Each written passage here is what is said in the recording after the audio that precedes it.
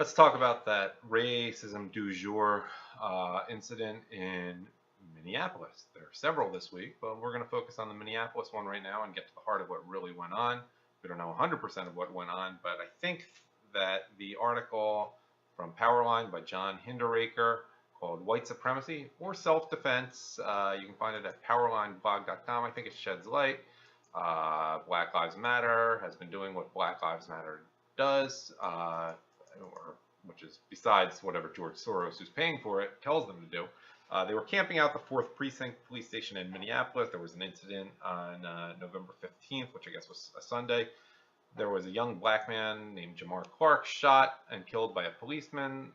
He was not just going about his business. There was an altercation. He had tried to interfere with paramedics who were attempting to treat an assault victim, and that was his assault victim. He had committed the assault. The protests were pretty much peaceful until Monday night, the 23rd. Hinderaker had written on yesterday, on Tuesday, that 5 of the protesters were shot. None of them were shot critically, and this was by 3 men who have been described by the protesters, and then picking up on that, the liberal media called them white supremacists without really questioning it.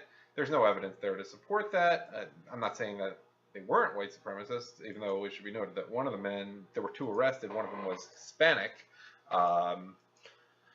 There was an interview early on with 2 protesters, and then another one emerged yesterday, and it tells a quite different story. Basically, there were 3 men, for whatever reason, trying to film the demonstrators and their camp.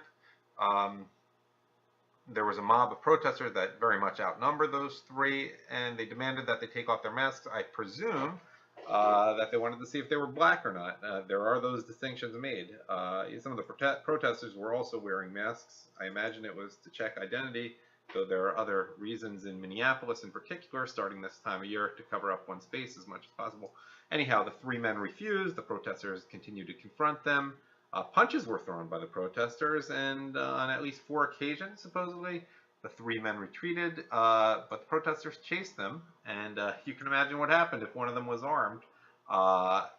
One of the witnesses who speaks on a video warned the others, hey, these guys are armed, don't pursue them, but the mob continued to chase the 3. You know, mob mentality can sometimes overcome common sense, especially when someone is armed, and one of the 3 men opened fire, and that's how the 5 people got shot.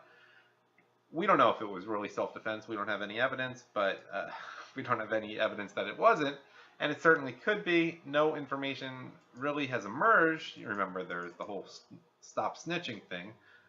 There's no information that talks about exactly what was going on in the state of affairs before the shootings, though one would think that if it was favorable to the Black Lives Matter Soros tools, George Soros tools, that it would have come out.